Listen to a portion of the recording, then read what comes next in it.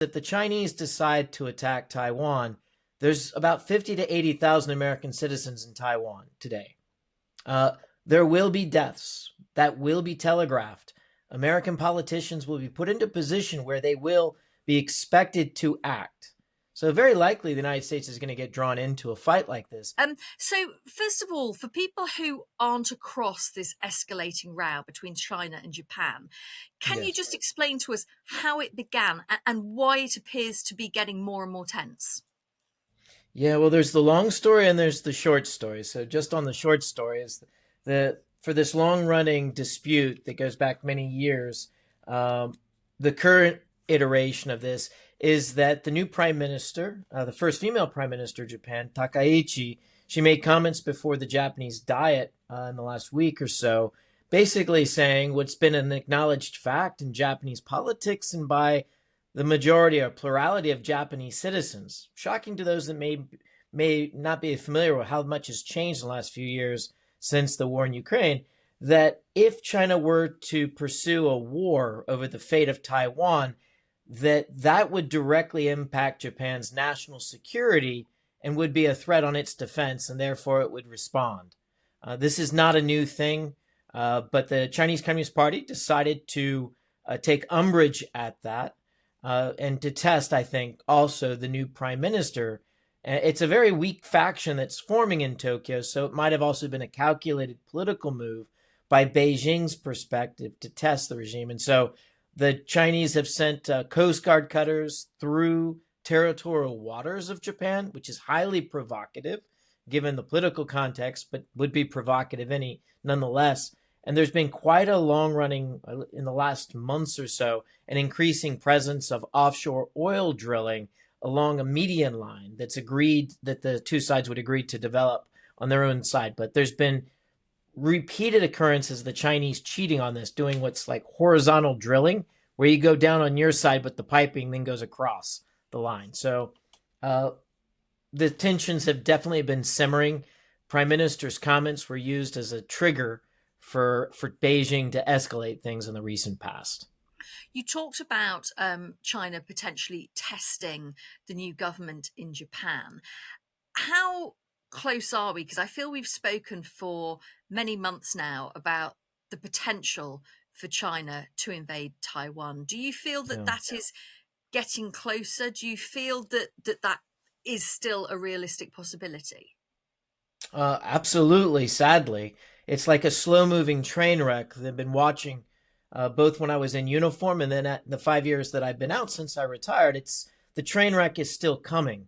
The speed is picking up because we're getting closer to what the current Secretary General, the premier leader in Beijing, Xi Jinping, has stated, that he expects his military to have adequate planning, military capacity, and readiness to execute a war over the fate of Taiwan. That would be a war that pits them against the United States, a military that the Chinese Communist Party has been defining their investments and what kind of aircraft, missiles, and ships that they buy and build for pretty much since the late 90s. We have been the reason for their military's basically resourcing and building. So in the last I'd say the last year, a few developments are very problematic. One is it's clear the Chinese are accelerating the production of their large carrier, flat deck aircraft carriers. They are looking to expand the production of their nuclear submarines, even going so far as to try to see if they could expand production by trying new nuclear propulsion methods on their diesel submarines. Last year in the spring, there was a bit of a controversy when one of these experimental submarines, a modified Yuan class, was sunk at the pier. Perhaps that was sailor error, but it wasn't because of the nuclear power plant they were believed to be testing out. And then the most provocative, for those that understand what would be required in a military operational context for invading an amphibious invasion, they tested what's called mulberries. These are massive. They're bigger than anything that was used in the Normandy invasion, but it's ships that you can drive up near the shore, and they have a jack system that you can actually then anchor it to the ground, lift it up out of the water, and then you connect them with like basically bridging devices, and you can drive tanks and armored trucks and convoys of many hundreds of trucks, 16-wheel trucks, over this man-made pier that stretches out into deeper water so that larger ships can be brought in and bring in military supplies. And that's just in the last, I'd say, 7 or 8 months that they've been building this and testing it. You only do that for one purpose, an invasion. Do you think, to step back a moment, what we're seeing at the moment being presented as a peace plan to Ukraine, where many people Mm. see that Russia is essentially being rewarded for invading Ukraine, and Ukraine is being told to completely capitulate, seemingly with Donald Trump's backing. What does that mean with regards to setting a precedent for other Mm. invading nations around the world if this were to happen?